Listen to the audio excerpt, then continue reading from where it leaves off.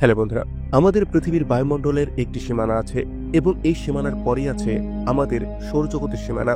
আর এই সীমানা গিয়ে পৌঁছেছে ইন্টারস্টেলার স্পেস পর্যন্ত, এবং এই ইন্টারস্টেলার স্পেসের পর আছে আমাদের গ্যালাক্সি, এবং এই গ্যালাক্সির পরে আছে সুপার ক্লাস্টার। এরপর সেই সীমানা যেখানে গিয়ে আমাদের ব্রহ্মাণ্ড শেষ হয়ে যায়। কিন্তু এর পরবর্তী প্রান্তে কি আছে? ব্রহ্মাণ্ডের যে দেয়াল, সে দেয়ালের ওই পাশে কি আছে? এই প্রশ্নগুলোর উত্তর সবটা সময় আমাদের মনে ঘোরাফেরা করে। আজকের এই ভিডিও থেকে আমরা সেই প্রশ্নেরই উত্তর জানতে চলেছি। বন্ধুরা, একটি থিওরির অনুযায়ী আমাদের এই ব্রহ্মাণ্ডের একটি সীমারেখা আছে, তবে ব্রহ্মাণ্ডের এই দেয়ালের ওই পারে কি আছে সেটাকে আজকে আমরা জেনে নেব। তার আগে এটা জেনে রাখুন যে আমাদের ব্রহ্মাণ্ড বাস্তবে কতটা বিস্তৃত। এটা সাধারণ কোনো মানুষের পক্ষে কল্পনা করা সম্ভব নয়। এই বিশাল ব্রহ্মাণ্ডে এমন অনেক অবজেক্ট আছে, যেমন সুপার ক্লাস্টার, তার ভেতরের অর্ডিনারি ক্লাস্টার, তার ভেতরে বিশাল আকারের গ্যালাক্সি, এমনকি তার ভেতরে আছে অনেক ছোট ছোট জিনিস, যেমন ছোট বড় সৌরজগৎ ইত্যাদি। এবং এই সোলার সিস্টেমের একটি গ্রহ পৃথিবীতে আমরা এখন অবস্থান করছি। এটাই হচ্ছে সেই ছোট্ট বিন্দু। আজকের এই ভিডিওতে আমরা ব্রহ্মাণ্ডের এই সমস্ত অবজেক্টের সীমানাকে অতিক্রম করব, তবে তার জন্য আমাদের একটি বিশাল বড় স্পেসশিপের প্রয়োজন হবে, যেটার বেগ আলোর থেকেও দ্রুত হবে।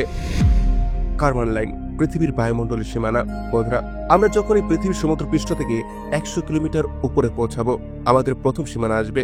পৃথিবীর এই সীমানাতে কোনো ফ্লাইট বা এরোপ্লেন উঠতে পারে না। সমস্ত প্লেন পৃথিবীর পৃষ্ঠ থেকে প্রায় 10 থেকে 11 কিলোমিটার উচ্চতার মধ্যেই ফ্লাইট করে। কিন্তু আমরা এখন 100 কিলোমিটার উপরে আছি, যেটা প্যাসেঞ্জার প্লেনের থেকে 10 গুণ উপরে আছে। পৃথিবীর সমুদ্রতল থেকে 100 কিলোমিটার উপরের এই লাইনটিকে বলা হয় কার্বন লাইন। এটি পৃথিবীর বায়ুমণ্ডলকে আউটার স্পেস থেকে বিচ্ছিন্ন রাখে। আমরা যখনই কার্বন লাইনকে অতিক্রম করি, আমরা পৃথিবীর পৃষ্ঠ থেকে আউটার স্পেসে পৌঁছিয়ে যাই, সৌরজগতের ভেতরে হ্যালোস্ফিয়ার এবং হ্যালিওপজ। এবার আমরা এইখান থেকে এগিয়ে আমাদের সম্পূর্ণ সৌরজগতের সীমানা চলে যাব। বৃহস্পতি, শনি, ইউরেনাস এবং নেপচুনকে অতিক্রম করে আমরা দ্রুত গতিতে পৃথিবী থেকে 100 অ্যাস্ট্রোনমিক্যাল ইউনিটের দূরত্বে পৌঁছে যাব। 1 অ্যাস্ট্রোনমিক্যাল ইউনিটের মানে হচ্ছে প্রায় 15 কোটি কিলোমিটার, যেটা সূর্য এবং পৃথিবীর মধ্যকার দূরত্বের সমান। আমরা যখন 100 অ্যাস্ট্রোনমিক্যাল ইউনিটের দূরত্বে পৌঁছাবো, সেই দূরত্বটা পৃথিবী এবং সূর্যের মাঝের দূরত্বের তুলনায় 100 গুণ বেশি হবে। এই পয়েন্টকে আমাদের সৌরজগতের অন্তঃস্থলের সীমানা বলে মনে করা হয়, যাকে সৌরজগতের হ্যালোস্ফিয়ার বলা হয়। আসলে এইখানে পৌঁছাতে পৌঁছাতে সোলার উইন্ডের গতি অনেক কমে যায়। তারপর যে স্তরটি আছে সেটাকে হ্যালিওপজ বলা হয়। এই সীমানায় পৌঁছাতে পৌঁছাতে সোলার উইন্ড প্রায় শেষ হয়ে যায়। এই স্তরটিকে অতিক্রম করার পর আমাদের স্পেসক্রাফট টলমল করতে শুরু করবে, কারণ এইখানে অনেক ম্যাসিভ গ্যাস আছে। তবে এইখান থেকে কয়েক অ্যাস্ট্রোনমিক্যাল ইউনিট এগিয়ে গেলে আমাদের স্পেসক্রাফট অন্ধকারে চলে যাবে। এখানে পৌঁছানোর পর আমরা দুটো মানব নির্মিত অবজেক্ট দেখতে পাবো, যেগুলো হলো নাসার পাঠানো ভয়েজার 1 এবং ভয়েজার 2। ওট ক্লাউড, সৌরজগতের সীমানা। বন্ধুরা, এবার আমরা স্পেসে পৌঁছে গেছি। আমরা আলোর গতির বেগের থেকেও দ্রুত গতিতে 2 লক্ষ অ্যাস্ট্রোনমিক্যাল ইউনিটের দূরত্বে চলে এসেছি। স্বাভাবিকভাবে এইখানে আপনাদের মনে হতে পারে যে যেখানে আলোর গতি অর্জন করাই কোনো অবজেক্টের পক্ষে সম্ভব নয়, সেখানে আলোর থেকেও বেশি স্পিড কিভাবে অর্জন করা সম্ভব। তো বলে দিই, মনে রাখবেন, এখানে পুরো বিষয়টিকে আমরা এখন কল্পনা করছি, আর কল্পনায় সবই সম্ভব। যাই হোক, এখানে আপনারা দেখবেন যে মহাকাশে প্রচুর পরিমাণে পাথর, বড় বড় শিলাখণ্ড এবং আইস অবজেক্ট ঘুরে বেড়াচ্ছে। এগুলো পাথর এবং শিলা দ্বারা তৈরি একটি বিশাল বড় মেঘ। এটা আমাদের সম্পূর্ণ সৌরজগৎকে ঘিরে রেখেছে। মহাকাশের এই মেঘকে ওট ক্লাউড বলা হয়। এই মেঘ সূর্য থেকে প্রায় 5000 অ্যাস্ট্রোনমিক্যাল ইউনিটের দূরত্ব থেকে শুরু হয়ে যায়, যা প্রায় 1 লক্ষ অ্যাস্ট্রোনমিক্যাল ইউনিট পর্যন্ত ছড়িয়ে আছে। ওট ক্লাউডের মধ্যে প্রবেশ করতে ভয়েজার 1 স্পেসক্রাফটের আরো 300 বছর সময় লাগবে, আর ভয়েজার 1 কে ওট ক্লাউড থেকে বেরিয়ে যেতে আরো 30,000 বছর সময় লাগবে। 1 লক্ষ অ্যাস্ট্রোনমিক্যাল ইউনিট অতিক্রম করার পরেও এটা একেবারে নয়, বরং ধীরে ধীরে হ্রাস পাবে।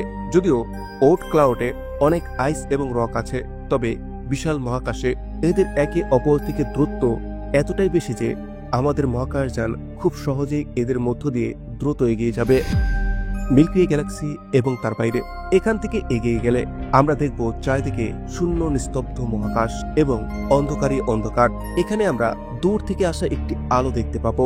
এই পর্যায়ে আমরা আমাদের সৌরজগৎ এবং ওট ক্লাউড থেকে বাইরে বেরিয়ে গেলেও এখনো কিন্তু আমরা আমাদের মিল্কি ওয়ে গ্যালাক্সিতেই আছে। এখানে আমি দূর থেকে আসা যে আলোটির কথা বললাম সেটা হলো আমাদের মিল্কি ওয়ে গ্যালাক্সি। আমাদের মিল্কি ওয়ে গ্যালাক্সি আনুমানিক 1,06,000 আলোকবর্ষ জুড়ে বিস্তৃত। আলো প্রতি সেকেন্ডে 3 লক্ষ কিলোমিটার স্পিডে সারা বছর ধরে চললে যতটা পথ এগিয়ে যায় সেটাই হলো 1 আলোকবর্ষ। কিলোমিটারের হিসেবে 1 আলোকবর্ষ হলো 9.5 ট্রিলিয়ন কিলোমিটারের সমান। তাহলে বুঝতে পারছেন তো মিল্কি ওয়ে গ্যালাক্সি কতটা বড়। কিন্তু বন্ধুরা, আমাদের কাছে এত সময় নেই, তাই কল্পনা করুন যে আমরা আলোর স্পিডের থেকেও 1000 গুণ বেশি স্পিডে এগিয়ে যাওয়া কোনো মহাকাশযানের মধ্যে বসে আছি। তাই আমরা কয়েক ঘন্টার মধ্যেই মিল্কি ওয়ে গ্যালাক্সিতে পৌঁছে যাব। সুপার ক্লাস্টার এবং অবজারভেবল ইউনিভার্স। মিল্কি ওয়ে গ্যালাক্সিকে পেছনে ফেলে এসে এখন আমরা ছোট ছোট লাইটযুক্ত দাগ দেখতে পাবো। আসলে এগুলো হলো এক একটা বিশাল আকারের গ্যালাক্সি। এর মধ্যে কিছু কিছু গ্যালাক্সি কিন্তু আমাদের মিল্কি ওয়ে গ্যালাক্সির থেকেও অনেক বড়, তবে দূরত্ব অনেক বেশি হয়। এগুলো আমাদের কাছে ছোট বলেই মনে হয়। এখানে সবকিছু শূন্য বলে মনে হবে ঠিকই, তবে শূন্যতার মধ্যেও ডার্ক ম্যাটার ও ডার্ক এনার্জি আছে, যা ব্রহ্মাণ্ডের এই গ্যালাক্সি এবং সমস্ত ম্যাটারকে যুক্ত করে রাখে। এইখান থেকে এগিয়ে যাওয়ার পর পেছন ফিরে তাকালে আপনি দেখবেন যে গ্যালাক্সির একটি বিশাল বড় গ্রুপ তৈরি হয়েছে, যার মধ্যে আমাদের মিল্কি ওয়ে গ্যালাক্সিও আছে। মিল্কি এর এই বড় গ্রুপকে ক্লাস্টার বলা হয়। এটা হলো সেই ক্লাস্টার যেখানে আমাদের পৃথিবী আছে। এর নাম হলো লানিয়াকিয়া সুপার ক্লাস্টার। এই একটি সুপার ক্লাস্টারে 1 লক্ষেরও বেশি ছোট বড় গ্যালাক্সি আছে। আর বন্ধুরা, এমনই অনেক সুপার ক্লাস্টার যুক্ত হয়ে আমাদের ব্রহ্মাণ্ড তৈরি হয়েছে। এটাই হলো আমাদের অবজারভেবল ইউনিভার্স। Multiverse theory. আমাদের ব্রহ্মাণ্ড 93 বিলিয়ন আলোকবর্ষ জুড়ে বিস্তৃত। আগেকার সময়ে বিজ্ঞানীরা মনে করতেন যে আমাদের ব্রহ্মাণ্ড অসীম, কিন্তু ধীরে ধীরে বিভিন্ন গবেষণার মাধ্যমে বিজ্ঞানীরা ব্রহ্মাণ্ডকে দুটি ভাগে ভাগ করেন। একটি হলো অবজারভেবল ইউনিভার্স, যেটা আমরা প্রত্যক্ষ করতে পারি, যার মধ্যে ম্যাটার আছে। আরেকটি হলো আনঅবজারভেবল ইউনিভার্স। বিজ্ঞানের উন্নতির সাথে সাথে কিছু কিছু বিজ্ঞানীরা জানান যে আমাদের অবজারভেবল ইউনিভার্স, যেটা 93 বিলিয়ন আলোকবর্ষ জুড়ে বিস্তৃত, তার একটি সীমা আছে। সেই সীমার ওপারে সবটাই শূন্য, অন্ধকার, সেখানে কোনো আলো নেই। আমরা যদি সেই অন্ধকার জায়গাটায় যাই এবং পেছন দিকে ফিরে তাকাই, তাহলে আমরা হয়তো আমাদের সম্পূর্ণ ব্রহ্মাণ্ডকে দেখতে পাবো। তবে সেখানে আমাদের গ্যালাক্সি এবং আমাদের সুপার ক্লাস্টারগুলোকে কোনো বিন্দুর মতো দেখা যাবে না। একটি বিশাল সমুদ্রে এক বিন্দু জল যেভাবে হারিয়ে যায়, এই ক্ষেত্রে বিষয়টি তেমনই হবে। এখানে পৌঁছানোর পর আমরা যদি পুনরায় পৃথিবীতে ফিরে আসার চেষ্টা করি, তাহলে আমরা ভবিষ্যতে অনেকটা এগিয়ে যাওয়ার কারণে পৃথিবীতে ফিরে আসতে গিয়ে সেইখানে আমাদের সৌরজগৎ, পৃথিবী, এমনকি আমাদের গ্যালাক্সির কোনো কিছুই খুঁজে পাবো না। কারণ যেখান থেকে আমরা এসেছি সেখানে তখন কোটি কোটি বছর পেরিয়ে যাবে। তাই পৃথিবীতে ফিরে যাওয়ার কোনো উপায় নেই। আমরা অবজারভেবল ইউনিভার্সের সীমানা পেরিয়ে সেই জায়গায় পৌঁছে গিয়েছি যার নাম অ্যাডেনা সুপার ভয়েড। এই সুপার ভয়েড কমপক্ষে 1.8 বিলিয়ন লাইট ইয়ার্স জুড়ে ছড়িয়ে আছে। কিছু কিছু বিজ্ঞানীদের মতে সুপার ভয়েডের ওপারে পুরো ব্রহ্মাণ্ড থাকতে পারে। আর এখান থেকেই মাল্টিভার্স থিওরির উৎপত্তি। এই থিওরির অনুযায়ী আমাদের ব্রহ্মাণ্ডের মতো আরো অনেক ব্রহ্মাণ্ড আছে। সমস্ত ব্রহ্মাণ্ডের মাঝে একটি সুপার ভয়েড আছে, যা অবজারভেবল ইউনিভার্সকে একে অপর থেকে দূরে রাখে। বন্ধুরা, এই ভিডিওতে আমি যেগুলো বললাম এগুলো কোনোটি প্রমাণিত হয়নি, সবকিছু থিওরির মাধ্যমে বিজ্ঞানীদের অনুমান মাত্র। আর এই থিওরিগুলি কতটা সত্যি সেটা আগামীর সময় বলবে। সো বন্ধুরা, আজকের এই ভিডিওতে আলোচনার যে বিষয়গুলো, এগুলোর মধ্যে কোনটির সম্পর্কে আপনি প্রথমবার জানলেন সেটি আমাকে অবশ্যই কমেন্টে জানাবেন। সেই সাথে ভিডিওটিকে লাইক করে আপনার ফ্রেন্ডস আর ফ্যামিলির সাথে শেয়ার করুন। চ্যানেলটিতে নতুন হয়ে থাকলে সাবস্ক্রাইব করে বেল আইকনে ক্লিক করুন। Thanks for watching. Take care. Bye by.